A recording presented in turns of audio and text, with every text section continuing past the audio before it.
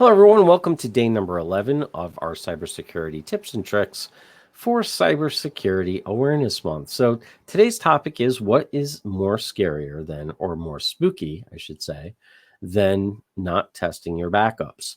The short of that is when you go to restore from your backups because something happened to your computer, something happened to your data, and you need to get it back and they don't work.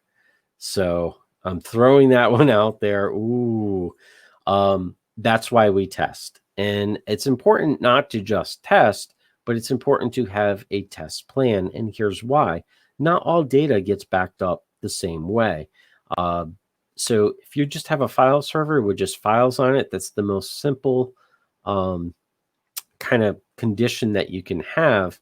But there's still a little more complication on there, especially if that server is used to authorize your logins and such. So there's a whole bunch of stuff around that that really needs to be tested properly in order to make sure that when you go to restore, that everything just kind of restores and snaps back the way that you intended it to. That's kind of the whole purpose of doing backup. So let's talk a little bit about the complexity of that in regards to what type of data you're carrying. So if you have QuickBooks or Sage or just about anything that uses a database actually underneath the covers, that requires a special type of backup if any of those applications are running during the day when your backup's taking place. Now, typically we like to have backups take place every hour or 2 hours. For most companies, that seems to be about the tolerance level for loss of data.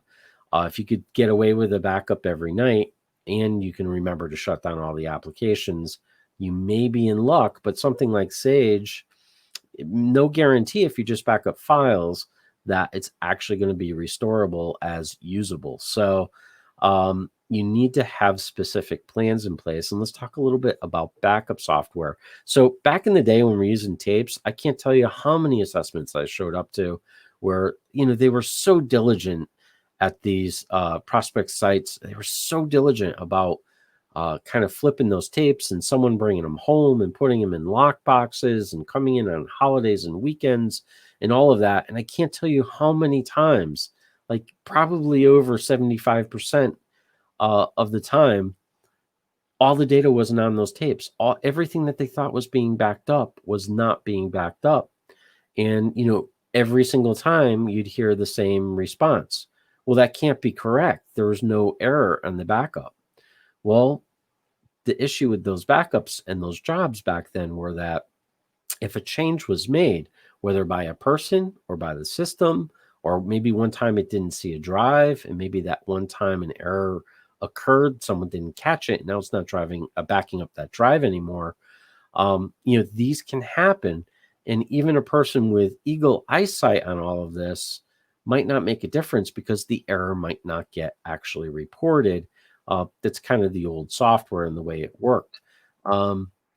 So if you didn't test everything on a regular basis, you had no idea if stuff was actually working. And that's kind of where that fell. Now, the modern software is much better about telling you if things go wrong. However, you may not be necessarily listening because you might not have set up the alerting properly. So unless you're actually going into your backup program, you would have no idea. And B, you may not know that an error exists in the backup of the data, like those database issues I was talking about, until you actually have the need to restore. And then you can't restore, it's not there. And if you had, let's say, flood damage, fire damage, something like that, this is not the time you want to be finding out that your backup is not going to work out for you. So that's kind of why it's important. It's of the utmost importance not to just test your backups, but to have a test plan in place for your backups. Now, this kind of piggybacks off of something else that we'll be covering in a future episode of this series, and that is disaster recovery plans. Why they're so essential to a small business in terms of what it is that you do will dictate what it is that gets backed up and how it gets backed up and what that, we talk about that threshold really of how much data is, how long can we go without backing it up? How much can we afford to lose? These are company by company kind of decisions that need to be made. And that's why it's important to have that disaster recovery plan in place, which then drives your backup plan, as well as, in many regards, what your backup testing plan is. Not just in terms of how you do it, but in terms of how often you do it. So, you know, very, very important, very core, especially with all of our cyber threats that we have these days. And the big thing with cyber threats is, don't forget, the bad guys are looking to see now what it is and how it is that things are backed up. Their number one goal is to disable that and delete all of your prior backups. So you not only have to test and have that in your disaster recovery plan, but you also need to kind of plan some scenarios where, what if they were able to delete everything? Would it actually happen? How long would it take before those backups, let's say you're going to the cloud, let's say how long it is that those backups are valid in the cloud for. And if someone does disable it, does someone get notification on that? Is there someone listening at the other end to say, and they come in the morning and go, wow, that's strange. Someone took out the backup job for this company. These are important things as well. So very complicated at its super simple actually at its core, very complicated in its application in real life. So that's what's spooky about backups and not testing them. So one other thing I want to cover in here, I know we're running a little long again, but one thing that is kind of super relative here is that disaster recovery plan and that whole tie into your backups. We're going to be covering this on this webinar that's coming up, our 90-minute cybersecurity webinar that we're doing. It's kind of going to give you a little more grit and a little bit more information than these short series can, because it is kind of core to a proper cybersecurity plan, is the ability to get your data back in the event of a breach where things are encrypted. So it would be really tremendously helpful to attend that webinar. I'm going to put the link in down below. It's absolutely free.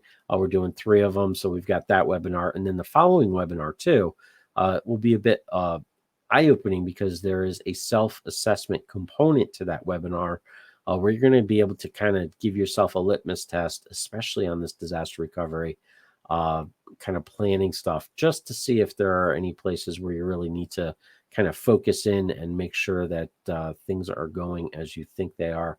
And then the third one, of course, is our live hacking demo.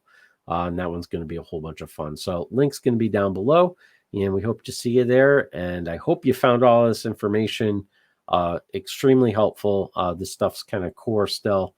Kind of even though we're doing 31 days, just about all of the 31 days are pretty core these days to make sure that everything is in place that you need.